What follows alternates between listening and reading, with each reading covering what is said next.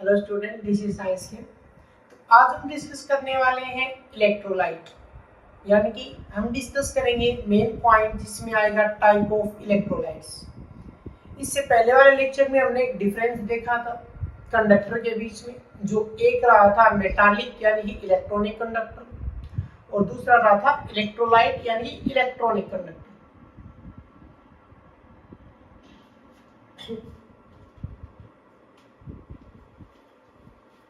Hello students, this is science के। आज के लेक्चर हम डिस्कस करने वाले इलेक्ट्रोलाइट। इससे जो पहले वाला लेक्चर है उसमें आपने देखा होगा हमने पढ़ा था कंडक्टर, जिसमें दो टाइप थे। एक था मेटालिक जिसको इलेक्ट्रॉनिक कंडक्टर कहा जाता है और दूसरा था इलेक्ट्रोलाइट यानी कि जिसको इलेक्ट्रोलाइटिक कंडक्टर कहा जाता है। तो कंडक्टर इलेक्ट्रोलाइटिक कंडक्टर में क्या आता है, कैसे वो करंट को पास करता है, वो हमने स्टडी कर लिया। आज हमारा मेन पॉइंट रहेगा टाइप ऑफ इलेक्ट्रोलाइट, यानी कि जो इलेक्ट्रोलाइटिक कंडक्टर है उसके कौन कौन से टाइप्स होते हैं, तो डिस्कस करते हैं। तो टॉपिक रहेगा हमारा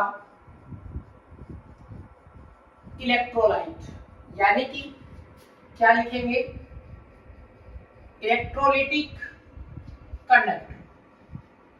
ठीक है, यानी कि अगर इसको नॉर्मली डिफाइन करना पड़े तो हम ये कह सकते हैं कि एक ऐसा लिक्विड या कोई ऐसा सॉल्वेंट या सॉल्यूशन जो करंट को पास करे, जो करंट को इजीली पास करे, जिसका कंडक्टेंस अच्छा हो, उसको हम क्या कहते हैं, इलेक्ट्रोलाइट कहते हैं। यानी कि द सॉल्यूशन, सॉल्वेंट और any liquid which is pass the electricity easy, जो इलेक्ट्रिसिटी को इजीली पास करते हैं। यह डेफिनेशन हम लिख सकते हैं, या हम यह लिख सकते हैं द सब्सटेंस और material which is pass the current in their molten or aqueous state। जो उसकी मोल्टन और एक्वास स्टेट में करंट को पास कर दे उसको क्या बोला जाता है, इलेक्ट्रोलाइट बोला जाता है। तो ये दो डेफिनेशन हम बना सकते हैं, कोई नहीं कि हम किसी को एब्सोल्यूट डेफिनेशन याद करें। यानी कि इलेक्ट्रोलाइट हो एज ए सॉल्यूशन, सॉल्वेंट या कोई भी लिक्विड हो सकता है। हमारी मेन कंडीशन करंट को लेकर है, या कोई सब्सटेंस या मटेरियल जो करंट को पास करे अपनी मोल्टन या एक्वास स्टेट में। क्लियर। अब इसमें जब हम पढ़ते हैं इसमें दो टाइप आते हैं। जब इसकी टाइप्स की बात की जाती है, टू टाइप्स होते हैं मेन। एक होता है स्ट्रॉन्ग इलेक्ट्रोलाइट, एक होता है वीक इलेक्ट्रोलाइट। तो हम सबसे पहले स्टडी कर लेते हैं किसको, स्ट्रॉन्ग इलेक्ट्रोलाइट। किसके बारे में बात कर लेते हैं, स्ट्रॉन्ग इलेक्ट्रोलाइट के बारे में। सबसे पहले हम समझते हैं एग्जांपल, फिर इजी हो जाएगा थ्योरी हमारे लिए। जैसा हमने मेटालिक और इलेक्ट्रोलाइटिक कंडक्टर में पढ़ा था, पहले एग्जांपल देखा था, फिर उसके बारे में हमने स्टडी किया था। तो स्ट्रॉन्ग इलेक्ट्रोलाइट में जो चीजें आती है वो आती है स्ट्रॉन्ग एसिड। क्या आता है, स्ट्रॉन्ग एसिड। स्ट्रॉन्ग एसिड कौन कौन से हो सकते हैं, जैसे कि मान लो HCl हो गया, H2SO4 हो गया, या HNO3 हो गया। ये सारे क्या है, स्ट्रॉन्ग एसिड। क्लियर। और आता है इसके अंदर स्ट्रॉन्ग बेस। स्ट्रॉन्ग बेस यानी कि जैसे कि NaOH, KOH। क्लियर। और एक आती है इसके अंदर इनऑर्गेनिक सोल्ट, इनऑर्गेनिक सोल्ट आती है। तो ये तीन मेन कैटेगरी है जो स्ट्रॉन्ग इलेक्ट्रोलाइट के अंदर काउंट होती है। अब इनको स्ट्रॉन्ग क्यों कहा जाता है, इसका एक रीजन है।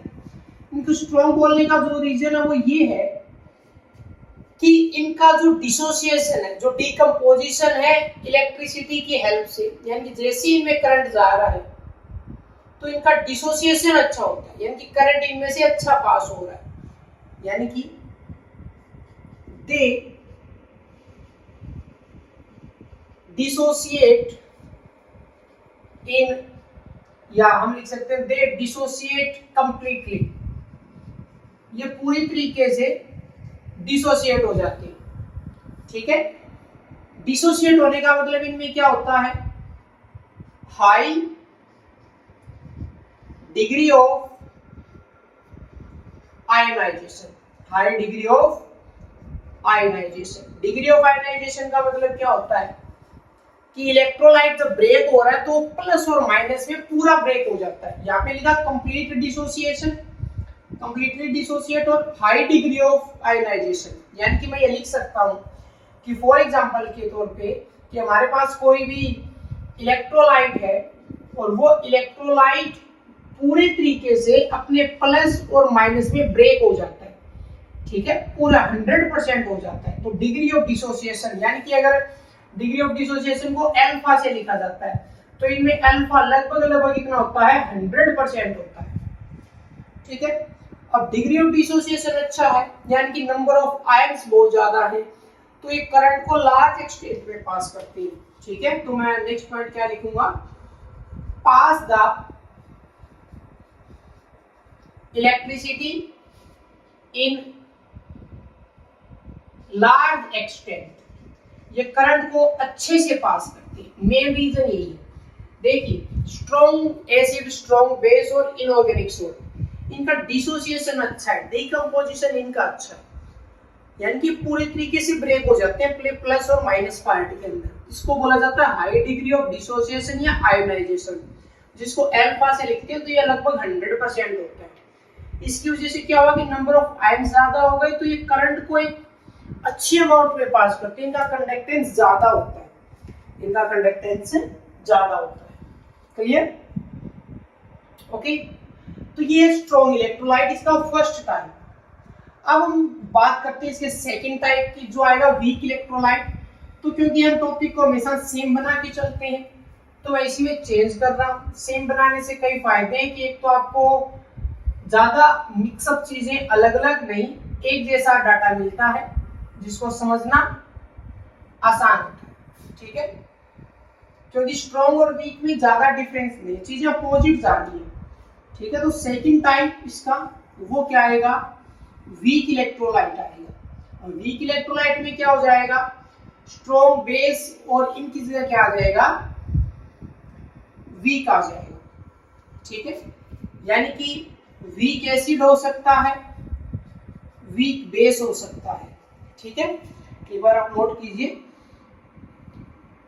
ओके, तो वीक एसिड में कौन कौन से आ सकते हैं, जैसे कार्बोनिक एसिड H2CO3 आ सकता है। ठीक है, एसिटिक एसिड आ सकता है CH3COOH या H3PO4 आ सकता है। ये सारे क्या हैं, वीक एसिड है।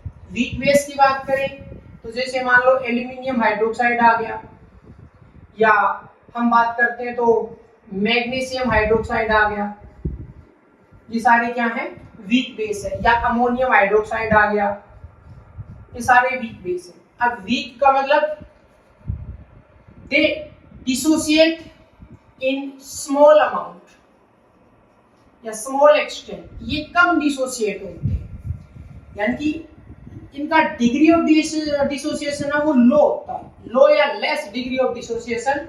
तो अल्फा का वैल्यू वो लगभग 5 to 7% होता है इसके अंदर। डिग्री ऑफ डिसोसिएशन इनका कम है, इनमें आयंस कम बनते हैं, आयन कम बनते हैं। ठीक है, तो ये जो करंट पास कर रहे हैं, ये जो करंट पास कर रहे हैं उसका एक्सटेंट भी स्मॉल होता है, उसका एक्सटेंट भी क्या होता है, स्मॉल होता है। यानी कि स्ट्रॉन्ग इलेक्ट्रोलाइट के पूरा पूरा ये अपोजिट है, वीक है वो स्ट्रॉन्ग के पूरा का पूरा अपोजिट आ जाता है। तो इसमें आप एग्जांपल देख लीजिए और डेफिनेशन।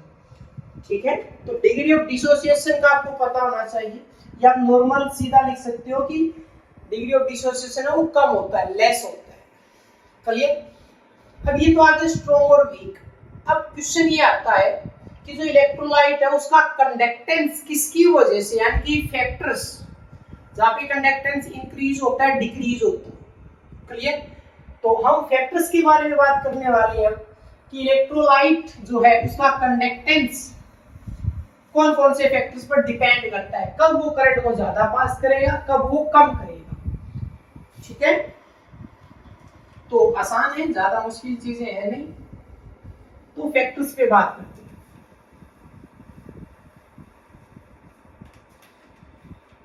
जैसे कि फैक्टर्स को देखें,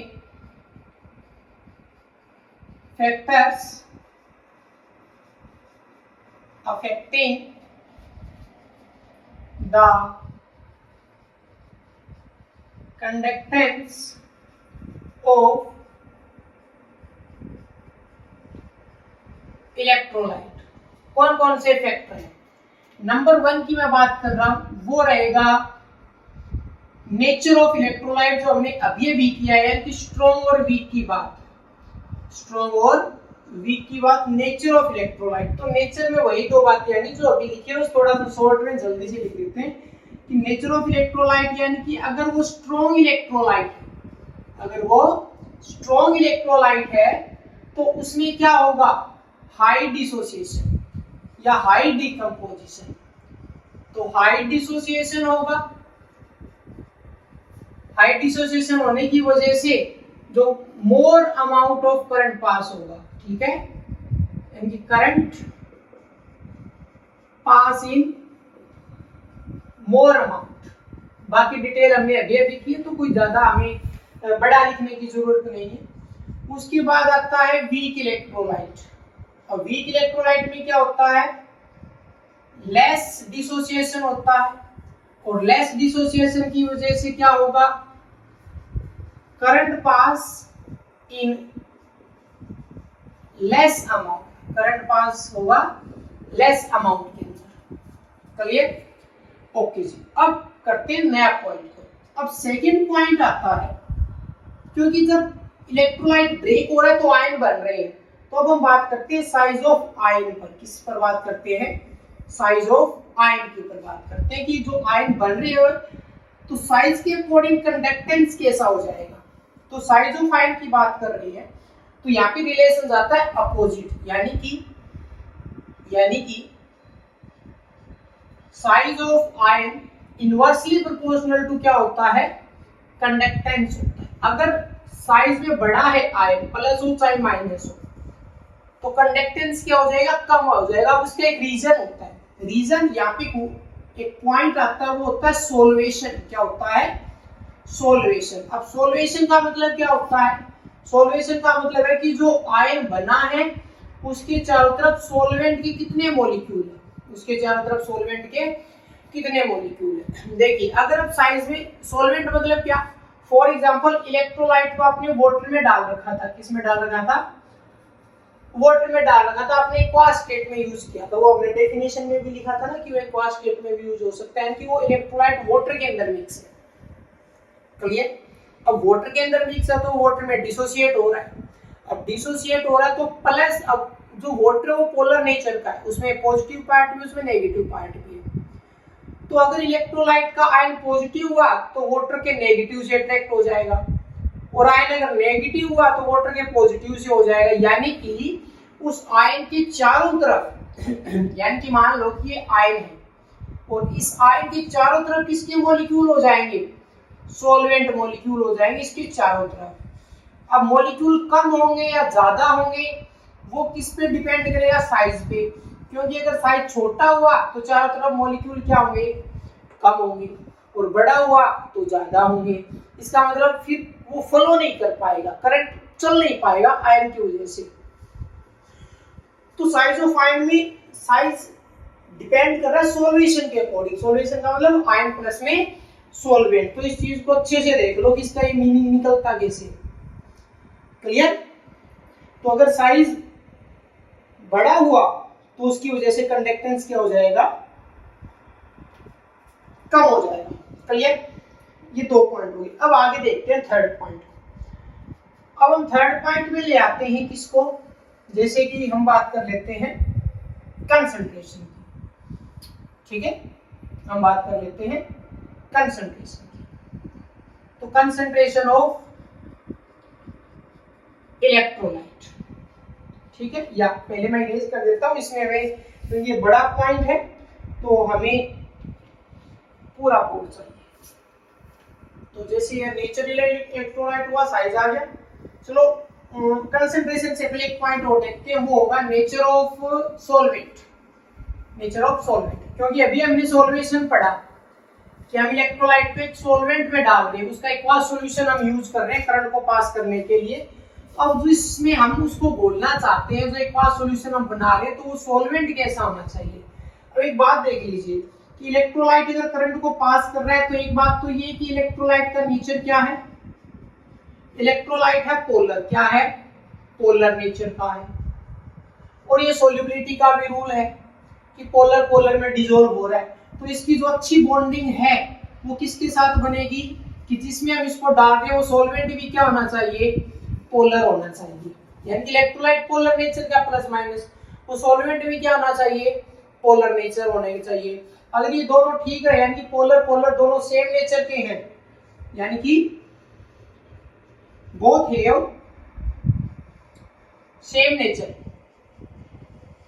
अगर नेचर अच्छा है, सेम है, तो क्या होगा, हाई कंडक्टेंस। क्या हो जाएगा, हाई कंडक्टेंस हो जाएगा। यानी कि वो फिर डिसोसिएट भी अच्छा होगा। हाई कंडक्टेंस क्यों हुआ, बिकॉज ऑफ मोर डिसोसिएशन, या हम लिख सकते हैं हाई डिसोसिएशन। अगर हमने इलेक्ट्रोलाइट को किसी नॉन पोलर में डाल दिया, अगर हमने नॉन पोलर में डाल दिया तो डिसोसिएट ही नहीं कर पाएगा। तो डिसोसिएशन अच्छा है, नेचर सेम होने की वजह से डिसोसिएशन अच्छा है। हम ये कह सकते हैं कि इसकी सॉल्युबिलिटी भी उसके अंदर अच्छी है। तो सॉल्युबिलिटी अगर अच्छी होगी तभी डिसोसिएशन अच्छा होगा, तब क्या आएगा, एक हाई कंडक्टेंस आएगा। क्लियर, इसको नोट कर लीजिए। क्लियर, अब देखते हैं नेक्स्ट, इस पॉइंट को समझ लेना, दोनों सेम नेचर के। तो ये पॉइंट हो गया हमारा 3। अब हम देखते हैं 4th पॉइंट। अब हम आते हैं कंसंट्रेशन पर। ठीक, अब कंसंट्रेशन के भी 2 पॉइंट आएंगे, 2 पॉइंट आएंगे, एक हाई कंसंट्रेशन, एक लो कंसंट्रेशन। अब यहाँ पे इस पॉइंट को 2 अलग अलग तरीके से समझेंगे, दोनों के रिजल्ट अलग अलग है, दोनों के रिजल्ट अलग अलग। तो यहाँ पे एक हम पढ़ लेते हैं विदाउट डाइल्यूशन, विदाउट डाइल्यूशन, और एक हम पढ़ लेते हैं विद डाइल्यूशन, विद डाइल्यूशन। अब विदाउट डाइल्यूशन का मतलब है कि नो वाटर, इसके अंदर कोई वाटर ऐड नहीं किया गया, ये प्योर है, इसके अंदर कोई वाटर नहीं है, यानी कि ये बिल्कुल प्योर है, ये इक्वस फॉर्म नहीं है, ये क्या है, प्योर है। विद डाइल्यूशन का मतलब कि हमने वाटर ऐड कर दिया, हमने क्या कर दिया, वाटर ऐड कर दिया। ये 2 बातें, अब इसको ध्यान से समझो। अब कंसंट्रेशन की बात कर रही है, तो अगर विदाउट डाइल्यूशन है ना, तो जो कंसंट्रेशन है वो इनवर्सली प्रोपोर्शनल होगा किसके, कंडक्टेंस के। इस बात को देख लो ध्यान से, आपने वाटर ऐड नहीं किया, जो उनका नेचर था वो प्री ओरिजिनल नेचर में, स्ट्रॉन्ग इलेक्ट्रोलाइट स्ट्रॉन्ग है, वीक इलेक्ट्रोलाइट वीक है। अब स्ट्रॉन्ग इलेक्ट्रोलाइट का मतलब क्या है कि उसका डिसोसिएशन अच्छा है, उसमें नंबर ऑफ आयंस ज्यादा है, और वीक इलेक्ट्रोलाइट का मतलब उसका डिसोसिएशन कम है, तो नंबर ऑफ आयंस कम है। क्लियर, अब इस बात को देखो ध्यान से, इसका मतलब क्या हुआ, इसका मतलब ये हुआ कि ऊपर का मैं क्वेश्चन हटा देता हूं।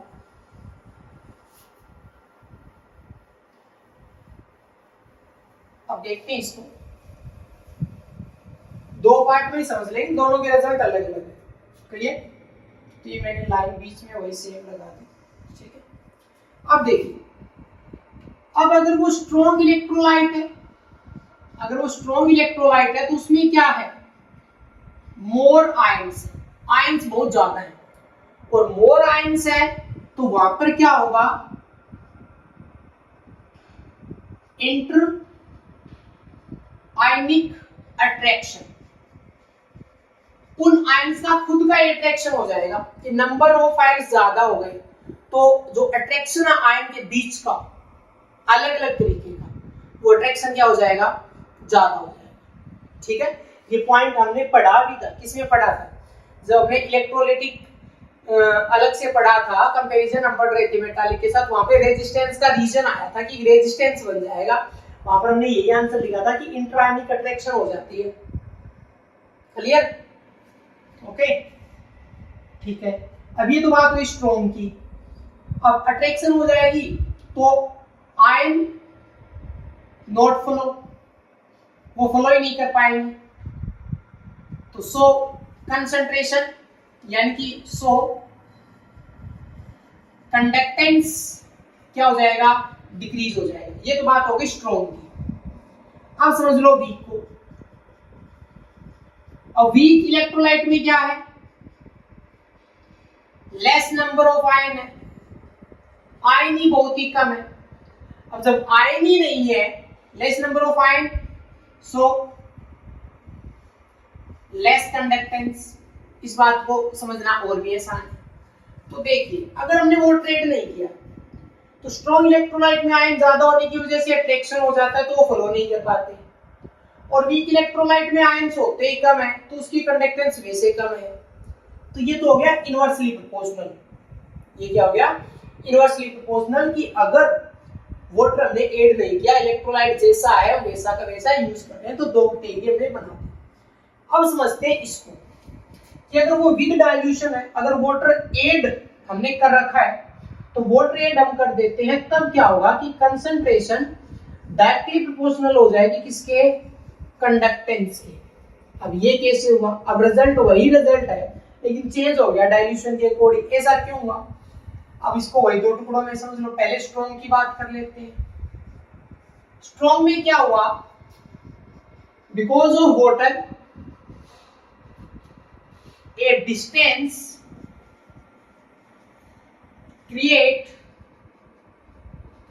between ions, जो आयन पास पास में थे, जो आयन पहले पास पास थे, मान लो कि आयन बने स्ट्रॉन्ग इलेक्ट्रोलाइट में और प्लस और माइनस बिल्कुल पास पास में थे, अट्रैक्शन है। लेकिन जैसे अब आप इसमें वाटर डाल दिया आपने, इसकी वजह से प्लस और माइनस एक दूसरे से क्या हो गए, दूर हो गए, और दूर होने की वजह से अब ये क्या कर पा रहे हैं, फ्लो कर पा रहे हैं। तो आयन ज्यादा थे लेकिन पहले वाटर नहीं था तो पास पास आ गए थे दोबारा, तो फ्लो नहीं हुआ। अब वाटर डालने से इनको एक मीडियम मिल गया, अब ये फ्लो बढ़ गया। तो create between ions and they easily flow, वो आसानी से क्या कर पा रहे हैं, फ्लो कर पा रहे हैं। समझ गए। अब बात कर लेते हैं वीक की। किसी वीक के केस में क्या हुआ कि वीक इलेक्ट्रोलाइट था, वीक इलेक्ट्रोलाइट का जब प्योर था, पानी नहीं डालना हुआ था, तब वो डिसोसिएशन ही कम था, और वाटर डालने के बाद आफ्टर वाटर देयर